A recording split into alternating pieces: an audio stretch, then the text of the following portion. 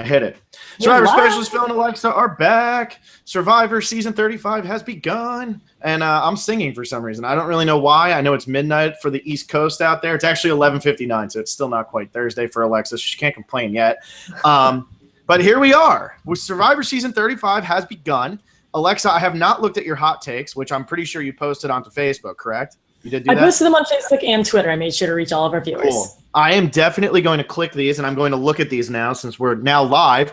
I think there's one you're going to like. There's one you're really going to like. There's one I'm really going to like. Okay, I like this. I'm getting ready. But there's one thing, and I think it should be our first talking point because it is, after all, only the first episode. We only got an hour. This is the first time it's only been an hour episode in a lot of seasons. I know it's been talked about. I forget exactly how long it's been. But this is probably the most forgettable first boot of all time. It's that you want to talk hot takes. But like, I mean, part of me says like, no, but like she had so much potential, but that's the whole thing with first boots. They all have potential. Like Timbertina had so much potential.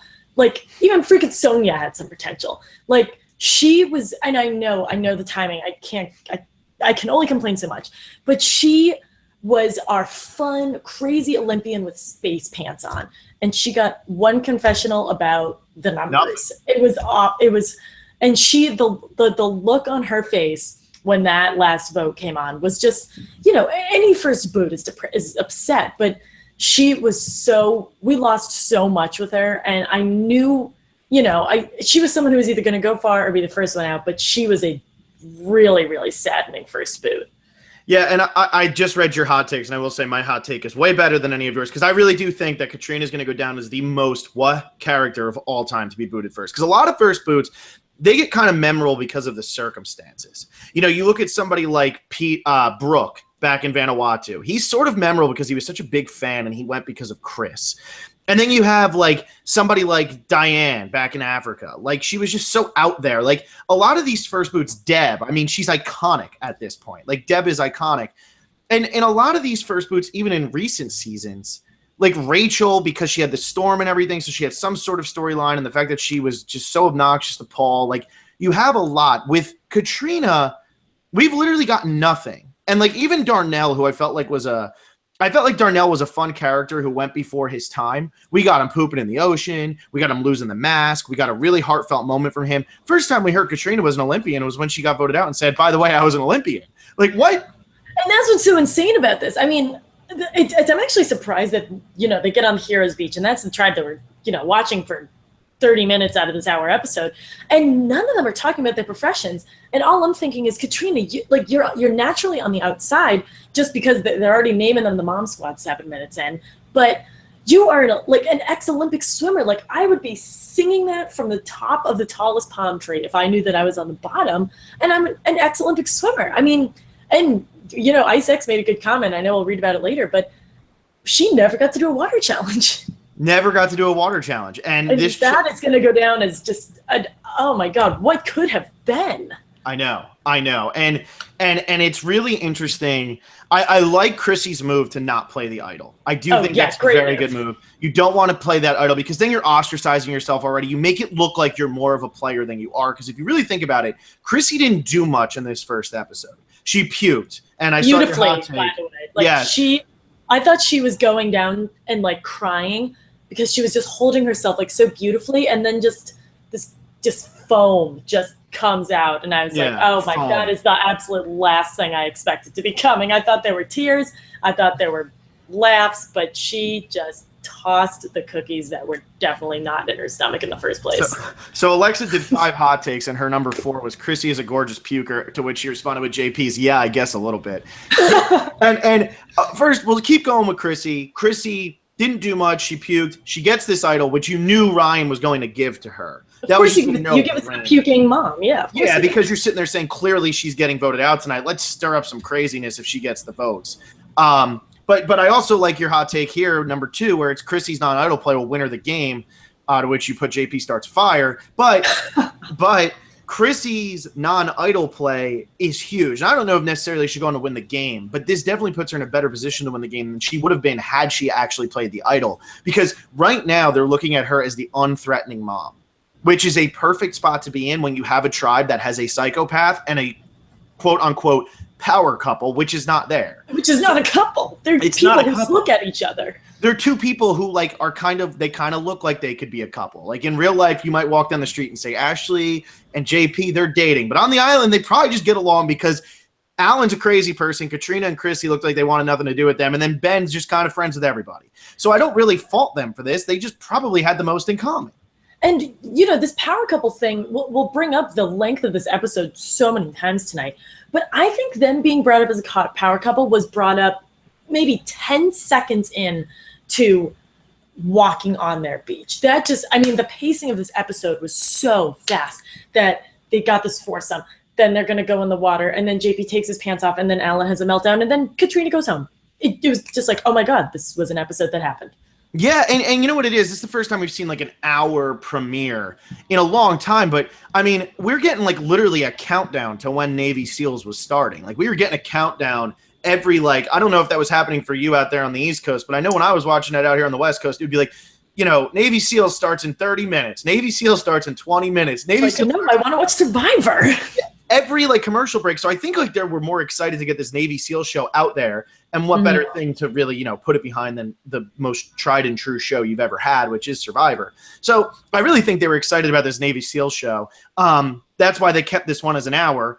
But it really hurts somebody like Katrina because poor girl had nothing at all. I mean, I wanted to hear something about her. Normally a first boot has some sort of story. All we got was that she was there and that she got voted out. She almost didn't even have a confessional this episode. She got it after they lost immunity. She didn't even get it before that. Yeah, she was really close to not getting it. And and quite frankly, I'm pretty surprised that she even got it. And like you had said, the boots that you remember are, the boots that I remember are your Zane, your Wendy Joes, your just like your out there people. And she could have been a really cool character. And she was a result of one, you know, being put on a tribe. We've talked about this over and over. The Laurens, the Katrinas, the Chrissys, just put on a tribe where immediately you assume that they don't fit. And so she fell victim to that. And just this was Chrissy's show. This was Alan's show. This was Ben's show. This was everyone else's show. This was Ashley's show before it was hers. This was a huge Ashley episode, like a huge Ashley episode. And I'm very happy that I have one hero on my fantasy team because you and Vaughn gobbled them all up, and I have Ashley. I will gladly take Ashley because, man, Ashley, I couldn't get a read on her preseason, but what I watched tonight, I like Ashley a lot. I think Ashley's a good narrator. I think she's good at calling people's BS out. I mean, she had to watch two grown men strip search each other. She had to watch that with like a level head. She had to watch a grown man have to take his pants off so another grown man could then walk over and poke around at his ankles and say, "Where's that idol?" Are you kidding me? Like, are you out of your mind? Alan is nuts. I love it, but he's nuts. He's got some crazy eyes going on. Oh, and yeah. it's so funny. It's like, you know, it's 4:00 in the morning. Everyone's trying to sleep. It's night one. Like night one, you're just supposed to do your thing, go to bed, and like work hard. Alan drags JP out. He's like, "Are we good?" And then takes him into the water where like JP is presumably about to get murdered, and then he makes him take his pants off. Like the whole thing is just insane. And in this, you know, in these massive quote unquote power couples, like I said in a previous podcast, it's usually the female who gets voted out before the male. Obviously, Ashley's like exceptionally capable and very strong, as like shown in the challenges, but good on her for keeping her cool. Just, I mean, JP was going to keep his cool no matter what happened, but good on Ashley for just holding it in, being calm, and just denying it. You know, so many people would have cracked under that insanity, and that was really, really good gameplay on her part to just hold her ground. Yeah, and even at Tribal, she's sitting there saying, you're gonna look silly. You're gonna think you look silly. And Alan's like still losing it. Alan's like, vote me out, I'm silly. Yeah. Alan's pre-merge boot. He's got it written all over him. I actually thought he was going tonight because he got so many confessionals. And this is a story you see in these first episodes, at least of late, where you get big episodes from these first boots. And I actually thought it was Alan. And then when Chrissy got the idol, I was like, oh my God, Ashley's gone. I was like, oh no, like poor girl actually comes out as playing the game and she's gone. And really the way I think this tribe is going to shape up for as long as it lasts, Ben and Chrissy we saw in the preview, they're probably going to team up together. I think Alan is done. But I also think they're going to use Alan for one more vote, and I wouldn't honestly be surprised if they boot JP before they boot Ashley, just because they might be looking at JP as like too much of a threat. And if they were to boot, I think they're going to use Alan to break up that couple because he's so set on it. This is if they go to a tribal again. I don't think they're going to be honest. But if they do, I mean, did we think they were going to go to one tribal? I did. I did. Here I am. I only picked one of you guys at the end. You guys. I think the healers are the ones who are never going to lose, and I think tonight they even proved that further. But I. Yeah, I mean, they have some serious chemistry, that Healers tribe. And actually, are you good with heroes? Because I have a good. Well, I just wanted to say one more thing about the heroes because I had to finish that point. Was that I think Ashley and JP, the reason that they would go for JP first is because I think Chrissy feels that. I think Chrissy and probably Ben both feel that they could have a better chance of working with Ashley, and Ashley would never go and work with Alan. Whereas if they were to vote out Ashley first, JP might say, hey, Alan, why don't we take this? We're the big, strong guys. And I think as like a lifeline to Chrissy, they might keep Ashley first. But go, healers. Yeah, so anyway, so just speaking of people that, like, I was unsure about in the pregame, but just, within the 7 minutes that I saw of her, Rourke is freaking hilarious. Yeah. She was great. I know a lot of people were high on her. I didn't really know what to do on her. I totally get where people are coming from. I mean, this was super tiny, but at the beginning, they have to light that massive torch, and someone's like, "Oh, you're the latest. Like, come up on me," and she's like, "No way, I'm not the latest." Like, just like character moments. This is all we've wanted. Like, I just want that goofy little thing. She, I think she could be a good narrator too. I mean, she had. How many confessionals did she have? She had only one confessional, but I found her to be like very well spoken. She is on a tribe with Joe, and she pegged Joe very well during the pregame press. I was really impressed there just from the little that we got from her. Yeah, no, I think Rourke tonight was pretty good, and I was pretty low on Rourke for most of this stuff. I had her 17 in my boot list. She's not getting 17th place. I mean, I had her all the way down there. I really did. I think Rourke here was at least somebody to keep an eye on. I don't think she's necessarily going to go on to win the game, but I think moving forward, there's a good chance that she's going to be a pretty fun character. She has her little moments. I thought it was funny, like you said, when she's like, "Oh my God, like I can't go stand on. I don't want to. I'm not the lightest. Don't lift me up." Like I thought that was pretty good. So yeah. I mean, I'm good with Rourke. I thought she was definitely more of a positive for me. Yeah, oh, go ahead. I was just going to say, I mean, we have this Joe Mike drama. We have a potential Cole Jessica showman, which how many times did we call that? Like that was happening. And so she, there's only two people left on her tribe, her and Desi. And we really didn't get much Desi tonight. We got a lot of girl Allie. But I feel like Rourke is, for however long this tribe exists, she's like, for lack of a better term, she's the mediator. She's kind of like the only one who's not involved in any drama right now, which is really good. Yeah, and I do think like the Jessica Cole thing I loved. I think that's great. I'm so pumped for that. Yeah, they're going to make beautiful children together. Yeah, they're going to make beautiful children together. I have Jessica and Cole both on my fantasy team too. So which really I like the way that it shaped up for my fantasy team tonight. I was really pumped watching this. I had Cole and Jessica who were together. I have Allie and Patrick who looked like they were working together. I got Ashley who's actually doing great. But I will say this Cole Jessica thing, I think it's interesting how people are talking about Cole because this is something to keep an eye on. I don't know, once again, I don't think Cole is necessarily going to go on to win this game. We heard nothing from him in the premiere, and only one person's ever won the game after getting nothing in the premiere, and that is Sandra Diaz-Twine. Or not Sandra Diaz-Twine, I'm sorry, Tina Wesson. Maybe Sandra did back in Heroes vs. Villains, I don't remember, and maybe Natalie White. But the one that I remember, so the one that Phil remembers, maybe not the only one of all time, is Tina. Cole, I don't necessarily think is going to win, but I thought it was interesting how they all said Cole is definitely like they all like Cole, but they're like he's trying to stay quiet. He's almost doing it on purpose. Like he's staying so to the side. I think that's an interesting strategy because I didn't expect Cole to come out with that strategy. I think it could be because of the tribe that he was put on. Because he's if he's put on a tribe with Alan, Ben, JP, and Patrick, maybe he's more in his element. But he probably walked onto that beach and he was like, I'm with Joe, who's pretty strong, and I'm with Mike, and I'm with these girls, and I am clearly the biggest guy out here, and I cannot make that more obvious by being loud about it. I think if that's a strategy, I think he's doing a really good job with it.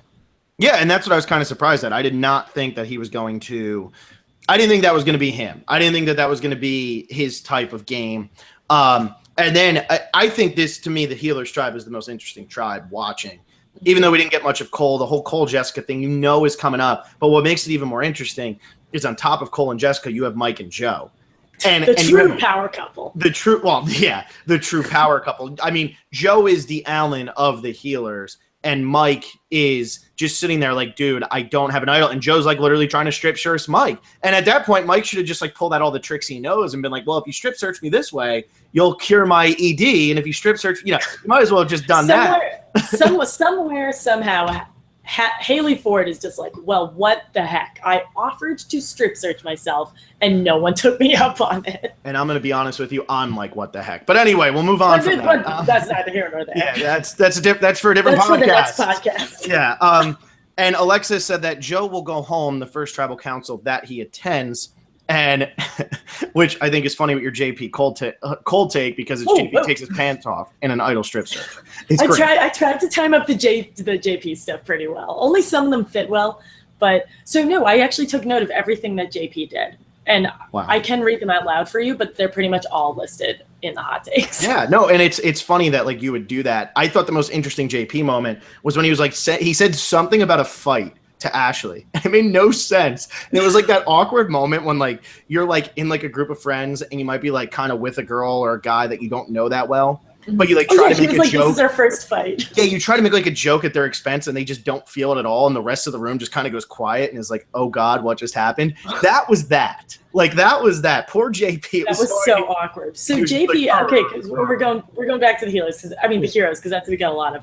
But Jeff asks JP a question, and I'm going to follow up with something after this. And Jeff is like, JP, you're being accused of this. Like, how do you feel about this? He's like, yeah, I guess a little bit. It's just this part of the game.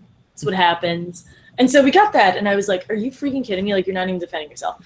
And then because I had 3 hours between the end of this episode and right now, I was reading up on this, and Jeff did a Q&A with the Hollywood Reporter, and Jeff said, I asked this guy 15 questions, and he gave me nothing. Mm-hmm. We are going to buckle up and have a very slow or wild ride with JP this season.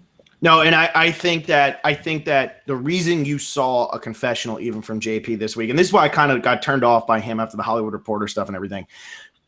JP, I mean, he's gonna be like a huge talking point of this podcast because Vaughn bringing it up, and then you doing your little hot takes, and we were saying with the cold takes. Obviously, JP is going to be a big talking point of this podcast, and it's not that we're poking fun, but JP is playing the Rick game from Survivor South Pacific. His whole thing is like, hey, hopefully these guys like me. I don't really care what Jeff thinks. I hope I can get to the end and somehow they still like me. And tonight they had to give him something. And I'm curious, you will know if JP is going to win this game if they continue to give him screen time. Because that means they're forcing screen time on somebody who is, look at this colorful cast of characters, look at the crazies, and you're giving JP a lot of screen time. That would mean JP is going on to win. Man, I would love to know how they frame this, just based on what we got tonight. But yeah, no, you bring up a really good point. And like I said on my first hot take, this cast has some huge potential for a bunch of super loud characters. And half of it was spent on a showmance that doesn't exist. But it will. But it will.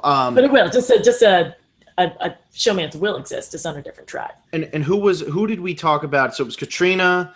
So on that tribe, it's Rourke, Mike, Joe. We talked about all of them. We talked about Cole. We talked about Jessica. Who's the other one? Who are we missing? It's Desi. She got one. Desi didn't do anything. One little something. We got not much Desi. Yeah, should we move on to the Hustlers?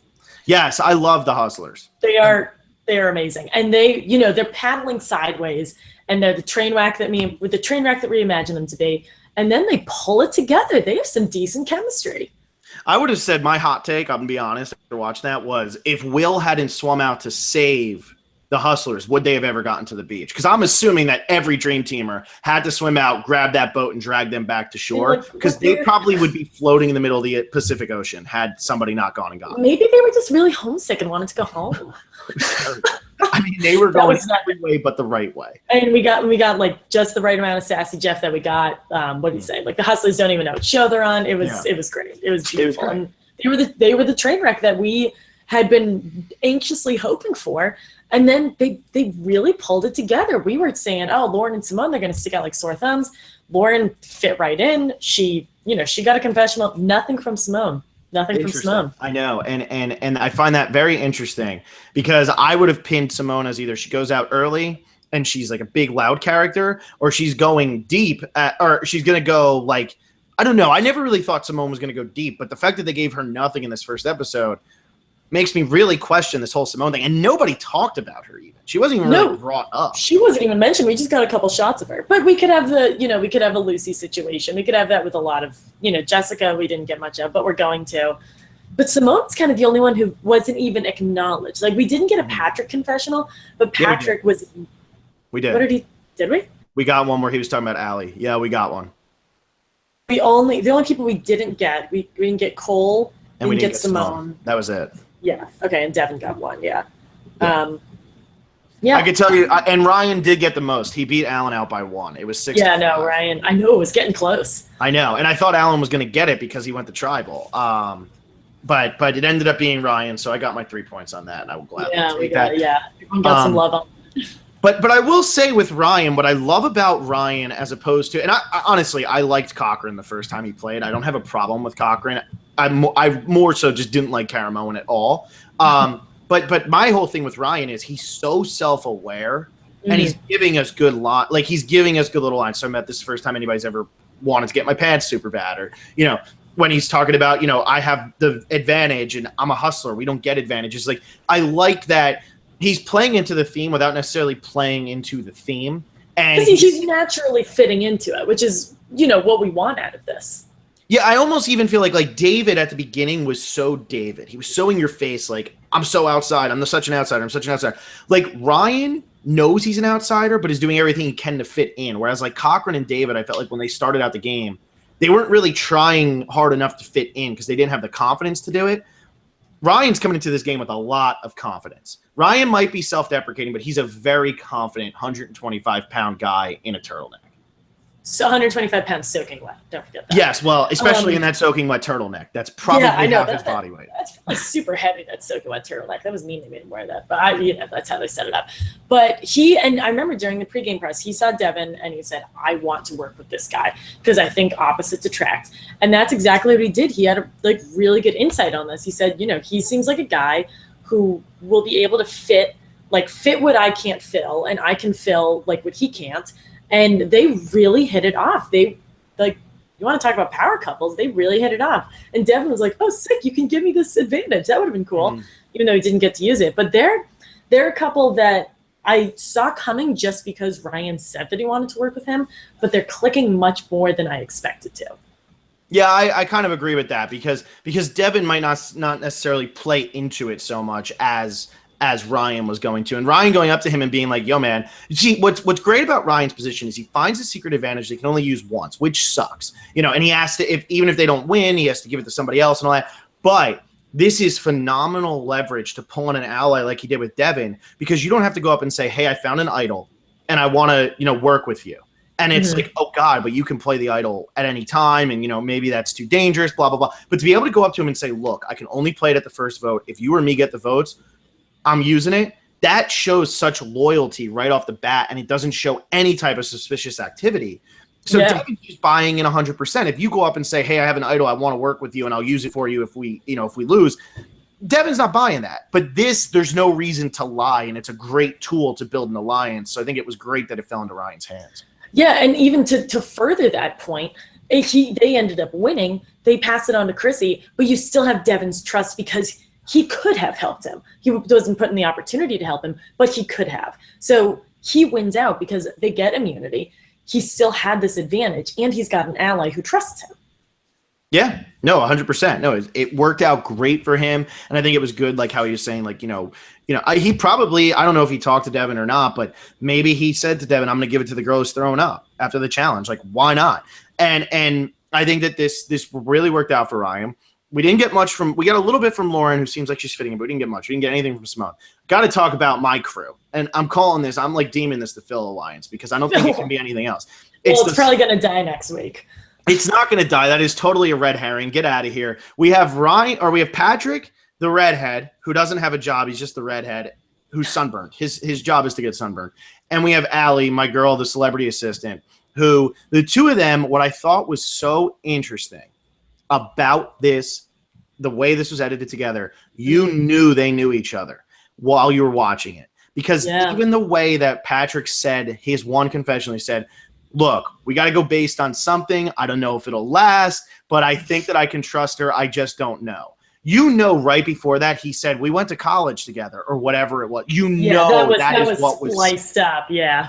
But they cut that, and you could hear it pretty much dripping into every word he said after that. So you know this was an alliance that was like, hey, why not? We don't have a choice. Let's see what happens. It might not last. But I'll tell you what, for these first, I think even next week, it's going to last because Allie, if she gets mad at Patrick, I don't think people are getting mad at Patrick. I think they're looking at him as a goofball, which is not a bad position to be in this early in the game. So I think they are. I agree with you on that because everything that we've seen of him has been like kind of goofy, kind of funny. But again, I mean, now that we're actually in the game, I shouldn't be reading into this stuff as much.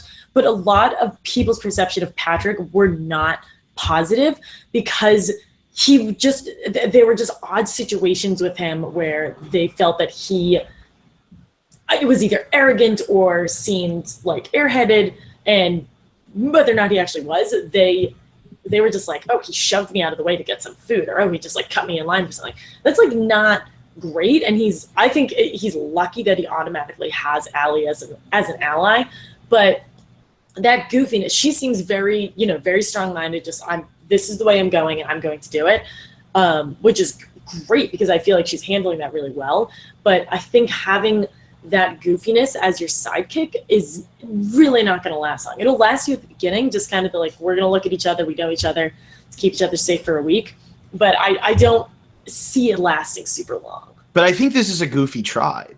Ryan's a goofy guy. Devin's but Allie doesn't seem goofy. Not in a bad way. She just doesn't seem like silly and, there's no. And I get that, but I'm saying that I think this could backfire on Allie more than it would backfire on Patrick because I do think that this tribe is going to take a liking to Patrick. And that might hurt him later, but I think early they're going to want that type of person around early for like tribe morale. Whereas you can just get rid of Allie if she's going to start being negative about it, which I think she's too smart to do. We got a lot more of Allie tonight than we needed to get, which I thought was interesting. We got a lot of Allie, yeah. Yeah. Because even though I think she only had 2 confessionals, it felt like it was like 3 or 4. They were long, drawn out, really thoughtful confessionals, much like Ryan's and much like Mike's. And yeah, they were very scene setting, her confessionals. Exactly. So when you look at that tribe, the 2 that you really got to know the most were Ryan and it was Allie.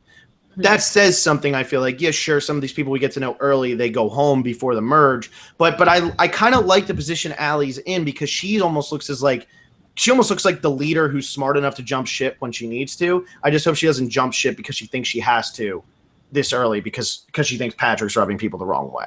Yeah, no, I think she's in a great position. I just think their alliance, quote unquote alliance, is based off of early need, and I just don't envision it lasting that long. Yeah, we'll see how it goes. See. I liked, and I think we should. We pretty much talked about all the tribes now, so I think what we should talk about this opening, I thought was very interesting. It's get as much food as you can, but your boats are all the way out there. So as you're swimming, you're just tossing it in the water. Food. But I think what's interesting is as you're grabbing that food to bring it in, Jeff's also saying, now you got to get to the beach. And I think this is interesting. And if you have a more competent tribe than what the Hustlers were in this challenge, you get a really dramatic thing here where it's like, oh my God, not only do we have to get all the food, we also have to get there so we can get fire. Mm-hmm. And I think that this was the beginnings of something that they're going to figure out how to perfect down the line. But I think this was a good start. Well, I liked it because it was, you have to get food. You obviously you can't go on the beach without any food. But do you prioritize getting as much food as possible from the water into your boat and potentially slow yourself down getting to the beach? Or do you just get what food you think you can handle for the next week and a half and book it early to the beach? So I don't know if that was like fault in how it was designed, but I loved it because it sort of forced them to make a game time decision. Well, and I think that's what it was supposed to do. I think they wanted them to make the game time decision where it's like, are you getting like Patrick was the last one off the boat? Not that it made any difference because they wouldn't have won anyway. But it's like, what are you going for here? You can get all the fruits and everything, and then you really don't necessarily need the fire. You can hope that you can make it on your own. But it puts you in an interesting situation. I always like when they mix up the beginning of the game because it does add to it. And this was really the first time that we saw an entire tribe be affected as opposed to just, Ozzy swimming out against Caleb. Like that means nothing. Eric Reichenbach running out there to get the immunity necklace and Fair Play or whoever pushing Yao-Ming out of the way. Like those types of moments, you get those, but they're singular. I like this because the whole tribe is affected. Mm-hmm. Yeah, no, I really liked it. I thought that was a good touch because Jeff is like, you have 1 minute and they're tossing it out. And And I'm like, it's going in the ocean. Like, it's going to go drift away. You have to hop in there. Yeah. Yeah, I know. it was very reminiscent of the, we've had this marooning like plenty of times, but just because Game Changers just happened, I was like, one of the few things I liked about Game Changers was that start. I love this start. I could watch this every season. Yeah, and then going on to the next challenge, what I thought was interesting is that everybody had to do a different puzzle. And we've seen them do variations of this before where it's like, oh, you can do the 5-piece, 10-piece, 100-piece, whatever. But I thought it was interesting that everybody only gets one, and actually the one that gets left behind turns out to be the easiest one, because the whole thing with that last puzzle is it looks intimidating, but Rourke called it out perfectly. All you got to do is when you hit a stretch, just lean it. And then just lean a little back, because everybody else, you got to maneuver all over the place. You're going through an entire maze. This one is a straight shot, and you have a little bit more wiggle room because as an opening appears, you just turn it to the side, and it'll slow down because you might not have as much momentum going. And what's also interesting about this is once you get one, you have it figured out, and then it's just, okay, now do it 2 more times. Whereas the other ones, you still have to go through every single obstacle every single time, which is tiring. I mean, the Hustlers got lucky they won, and it's funny that the Heroes who picked first actually ended up losing. Yeah, like with the Heroes and the Hustlers, they could have gone down a different route each time, but for the Healers, it was just go straight.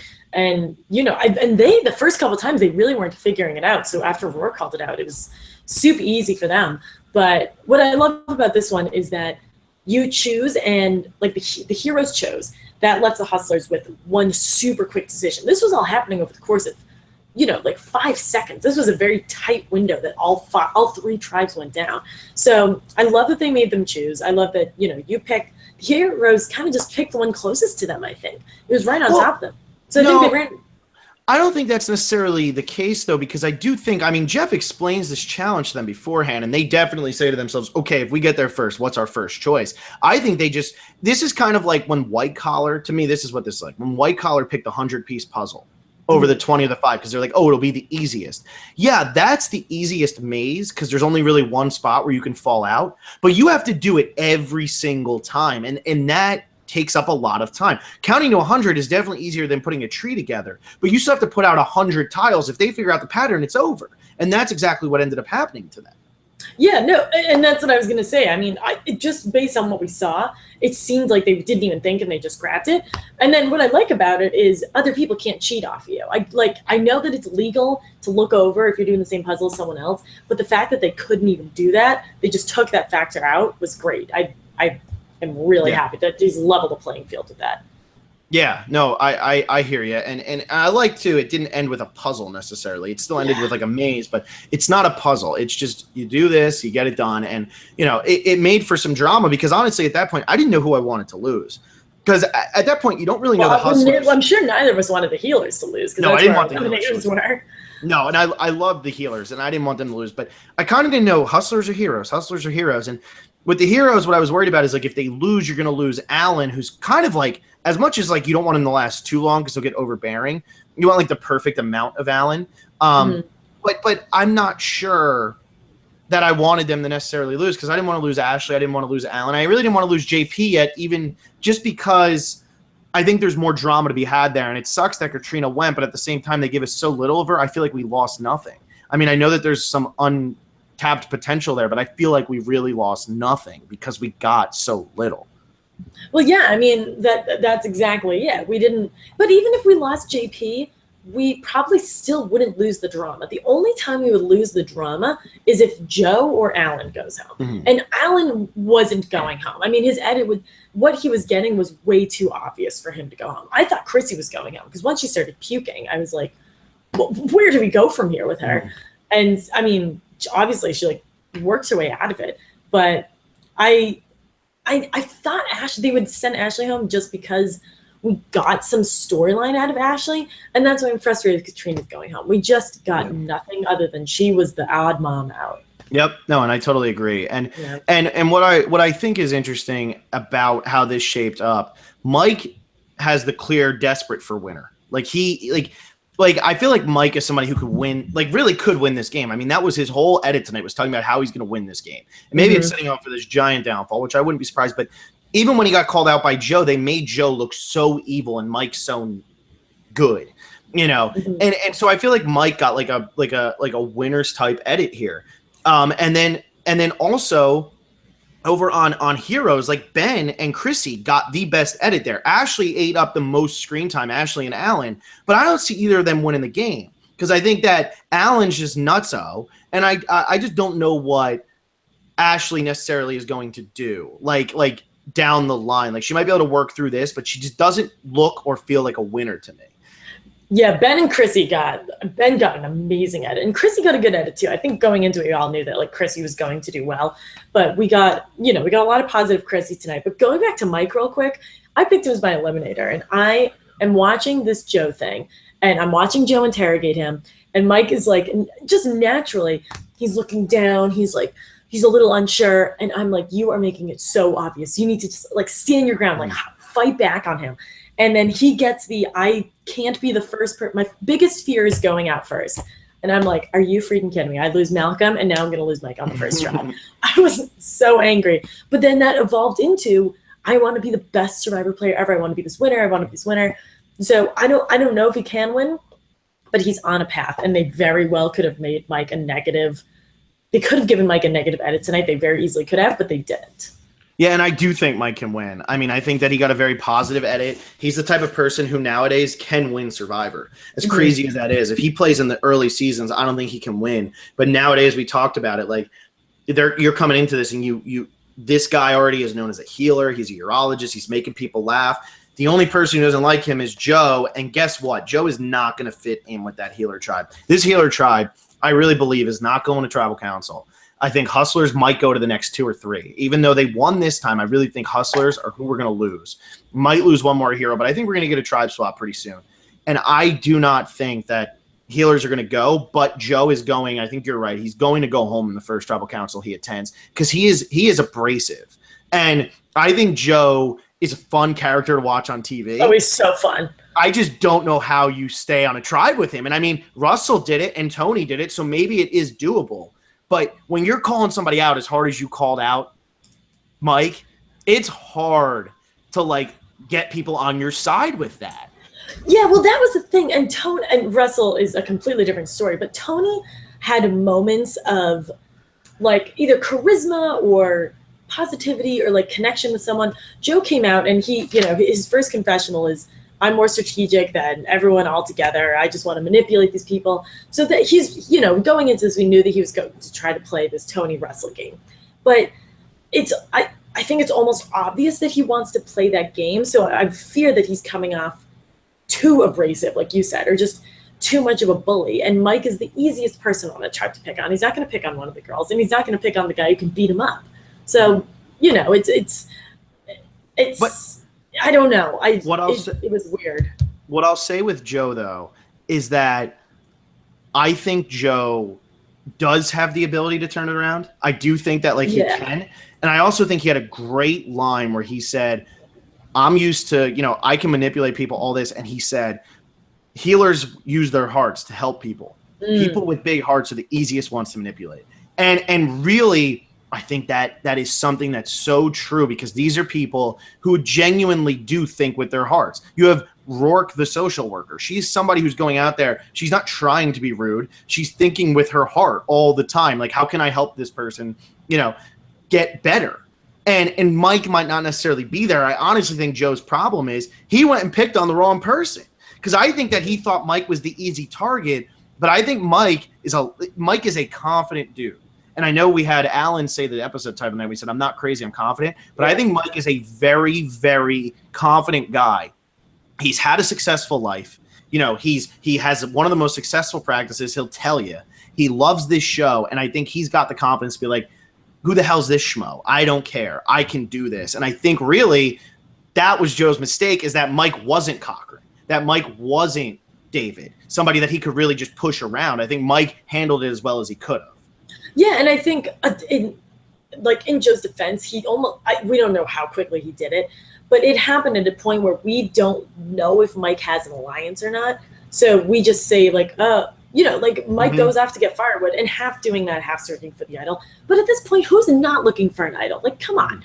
But it's not like he's picking on Mike who is aligned with everyone else back at camp, and Joe's by himself. I think Joe thought that he had the whole tribe on his side. So when Mike inevitably develops a relationship with Rourke or Cole or Jessica or Desi or whoever on their tribe, Joe's going to be the one who looks bad because this happened, not Mike because they thought that he maybe could have possibly been looking for an idol. Well, and I will say, though, Joe very well might have the whole tribe behind him. I don't know, was it Joe or yeah, Cole? we just don't know. One of them said, like, hey, I'm going to go ask Mike to draw us a picture of the map because he knows this entire island. Because he was staring at that map, trying to memorize it. You know he was, and he's looking for what spots are marked maybe. You know, he's really thinking.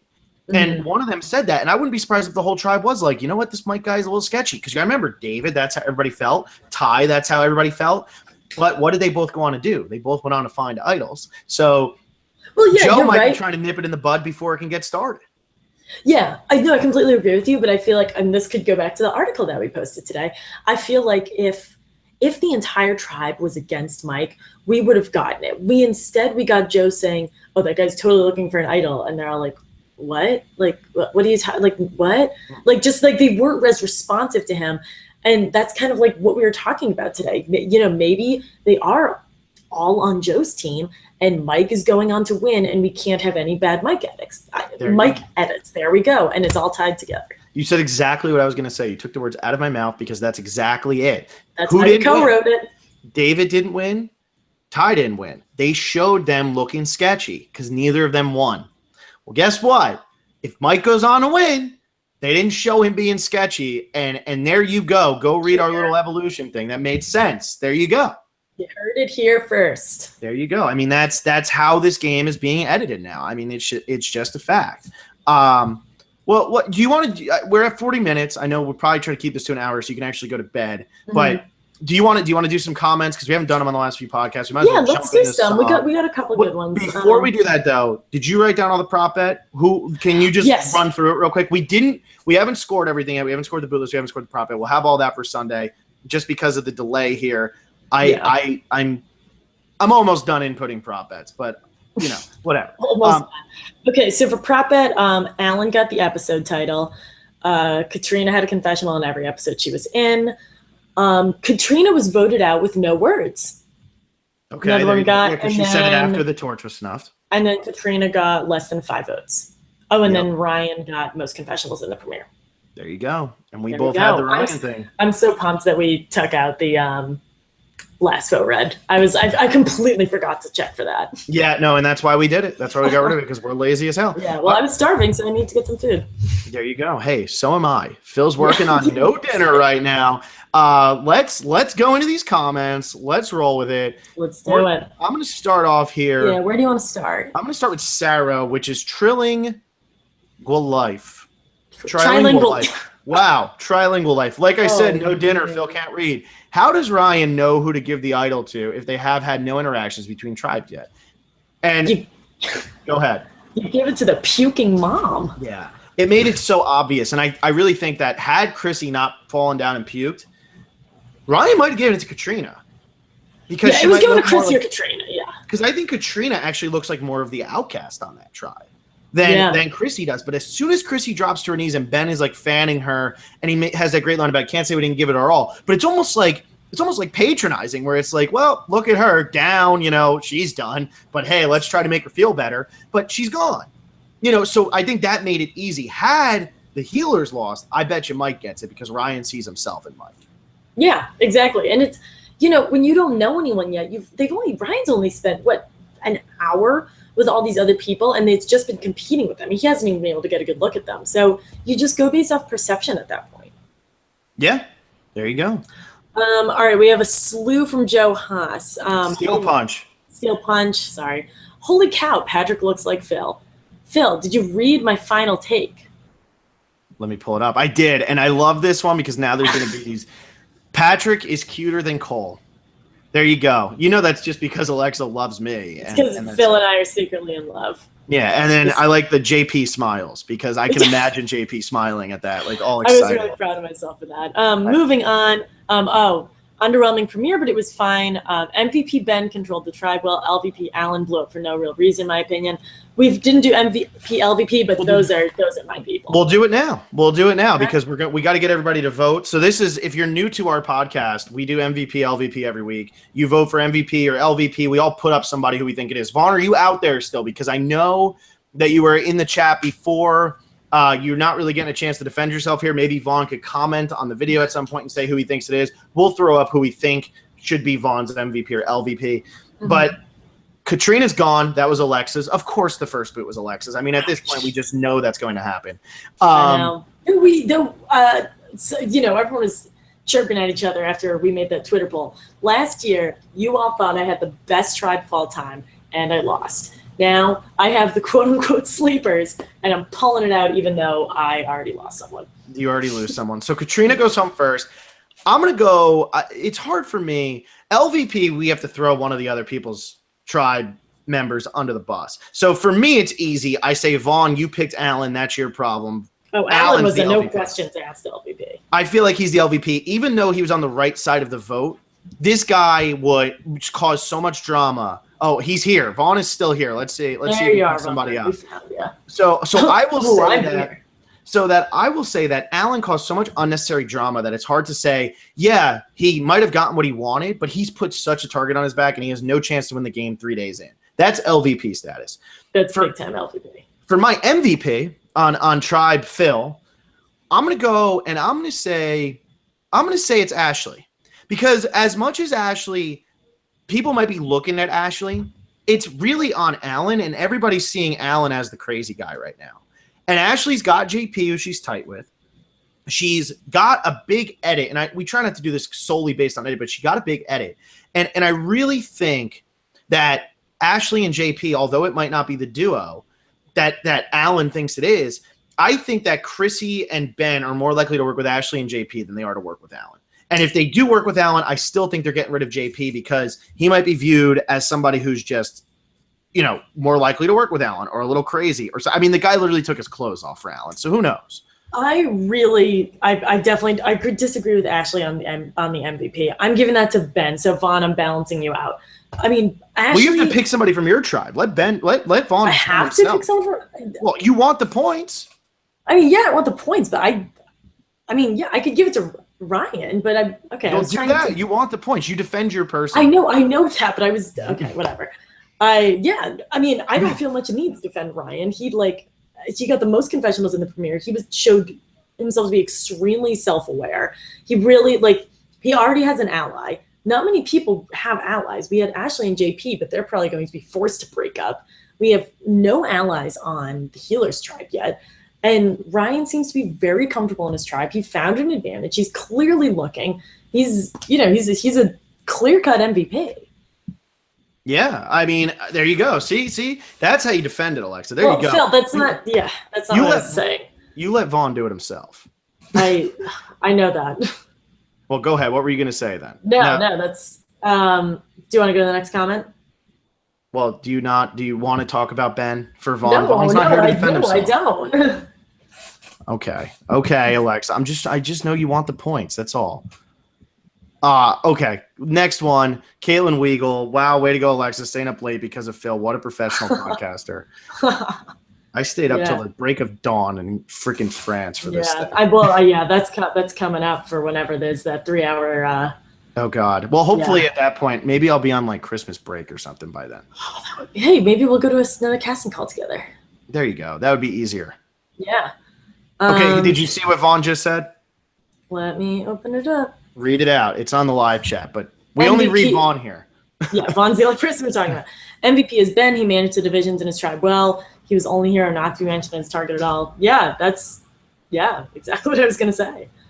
Yeah, it is interesting that he's the only one to not be mentioned as a target because coming into it, he was talked about as the hero at the beginning on that boat, but everybody else did have a target on their back at one point or another. I mean, Alan, JP, even for a little bit, it was like, who is this guy? What is this guy? I see what he's doing. Alan called out JP more than he called out Ashley. He really did. I mean, there's which is funny because he was doing what?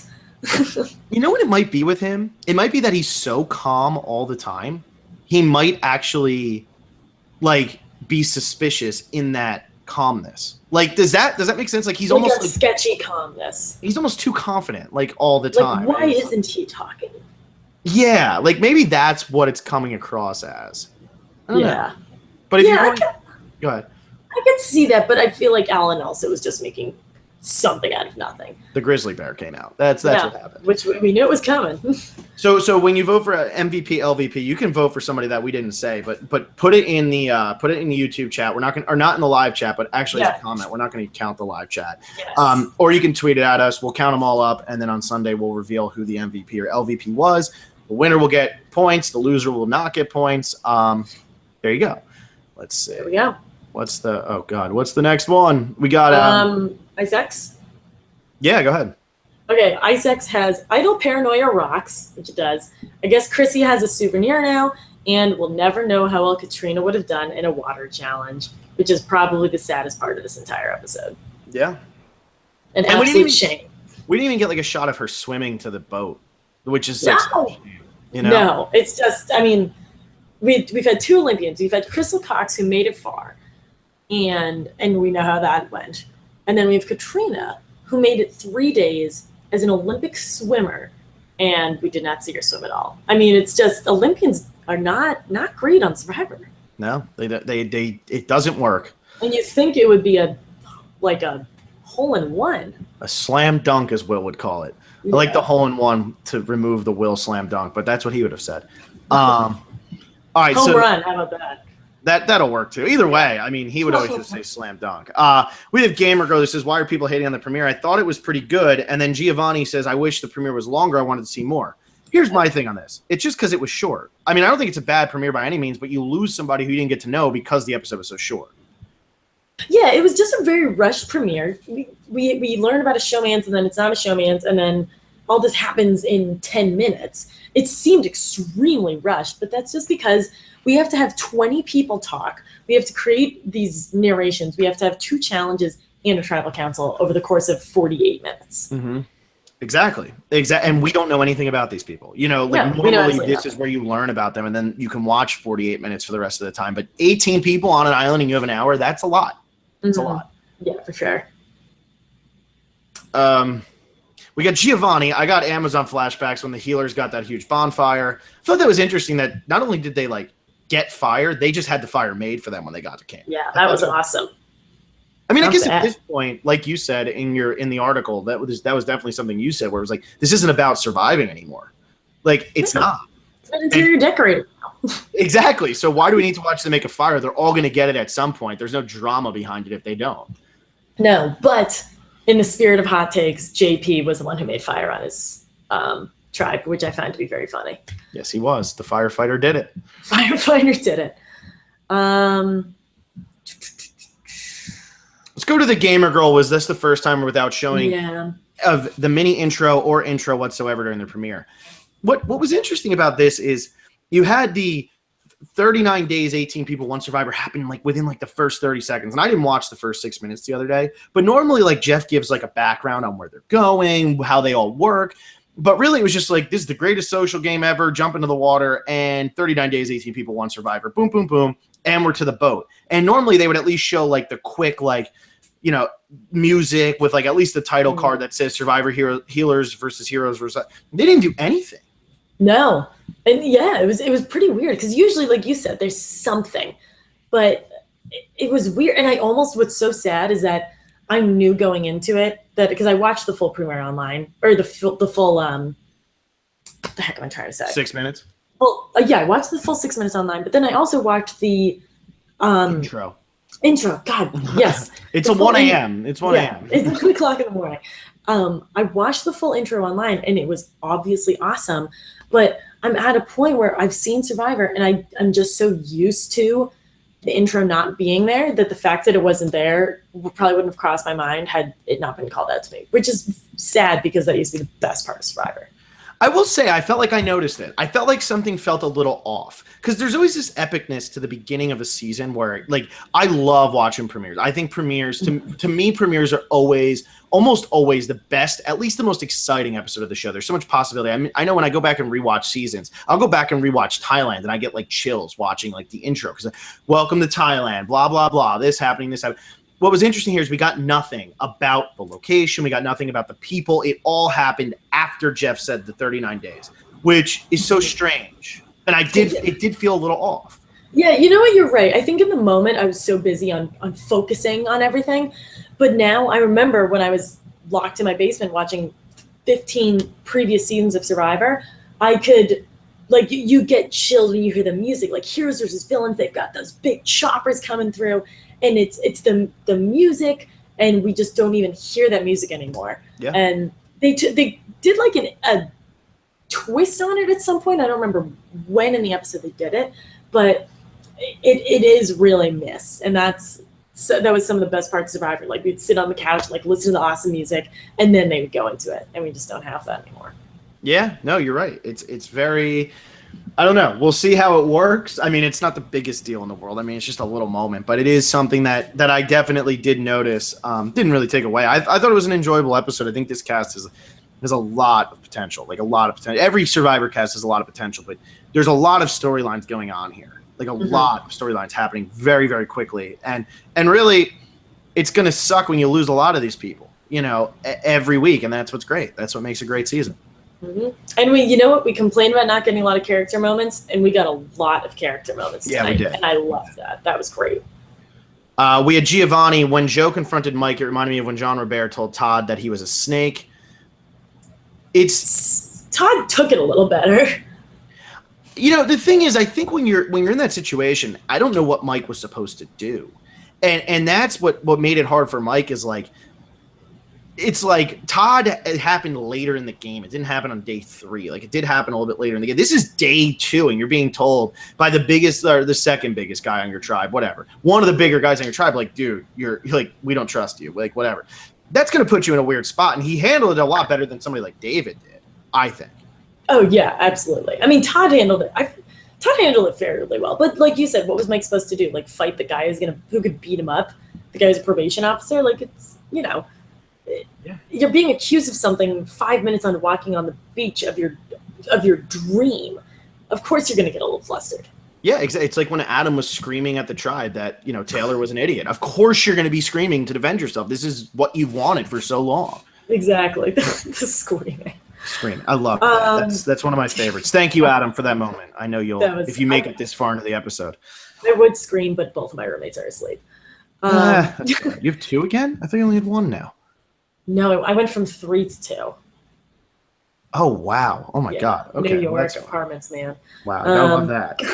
Gamer Girl, do you feel like the new Super Idol was pointless / a waste? It wasn't pointless. It probably wasn't used the way that, like, the creators would have liked, but it put Chrissy in a strong position. It put Ryan in a good position. It put Devin in a decent position. But I guess technically it would be a waste because no one used it. Well, I think it's actually a really good idea, and I think this could totally backfire. This is much like the Malcolm thing, where this could totally backfire. But I actually think this added an interesting element to a first tribal council when they're normally not very exciting. You're actually sitting there saying, wow. Like, if they wanted to, they could just say, you know what, Katrina, let's get rid of Alan tonight. Let's just do it. Let's just get rid of him. And they could have done it without a problem. What's interesting, though, is that now Ryan, if he hits the same tribe as Chris, he can say, hey, remember when you got that idol? That was me.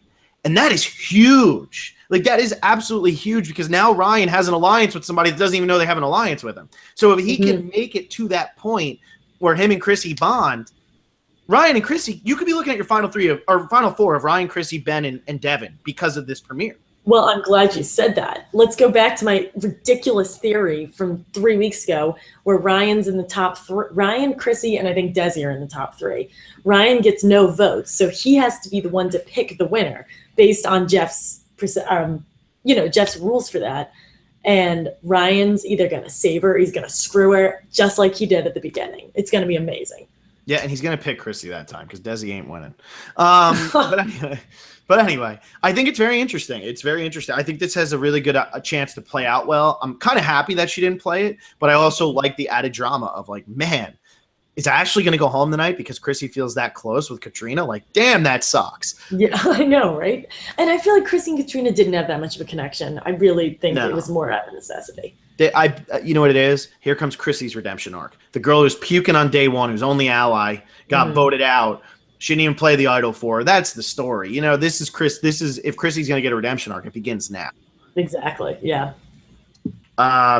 Austin Hidalgo, how do I find out if you got my Survivor Season 35 boot list? You hope that we read your name off in the top 10. I mean, as long as you submitted it, you know, by the deadline, pretty much by Adam Klein, because once Adam like submitted, I was like, okay, Adam. Like, yeah, and someone commented like, Adam, you're late. I was like, I'm gonna pretend that I. He had. I will say, and this is totally true. He had sent to me his like boot list, but like it was like a text, so like he put it up on YouTube. You know, it's not like I can't like really be like, wow, the winner of Survivor Millennials versus Gen X, who he missed our deadline, loves us, who got like half of his cast onto our show just because he came on first, even though he might not have necessarily told them. I can't. Of course, he's going to get a little favoritism. I hate to tell all of you, but he is going to get a little bit of favoritism. Like, Adam, you missed the deadline. Sucks to suck.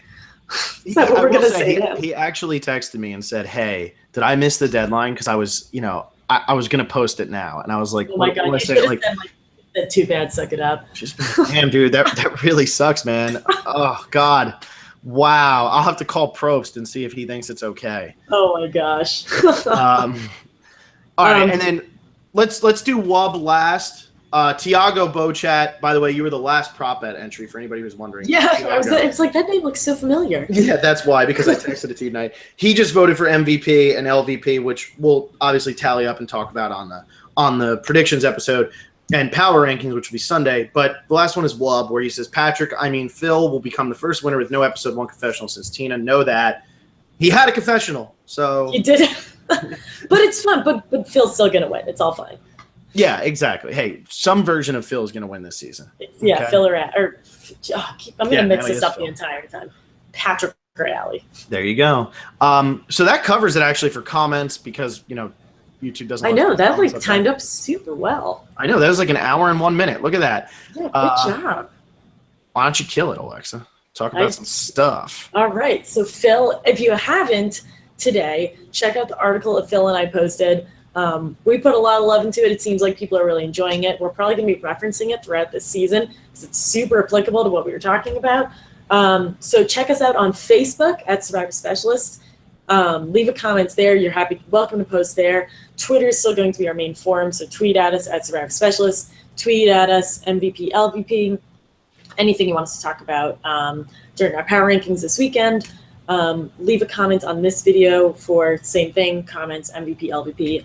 And we will be back sometime this weekend, probably Sunday, with our first power rankings and predictions. Yes, we will. And if you haven't read the Dan Fuego theory and you're really just craving something that hasn't come out yet, I love that people read it. Like, I thought that was funny. And like, you know what? I got Will to compliment me, so I'll take it. You know, that means I must have done something right because Will complimented me. He actually texted me and said, I have no idea what that theory means, but that was a really fun read. And I thought that was great. I was like, that was the point. Like, I'm glad you liked it. It was a roller. I have no idea what I read, but it was a roller coaster. Exactly. That's what we wanted.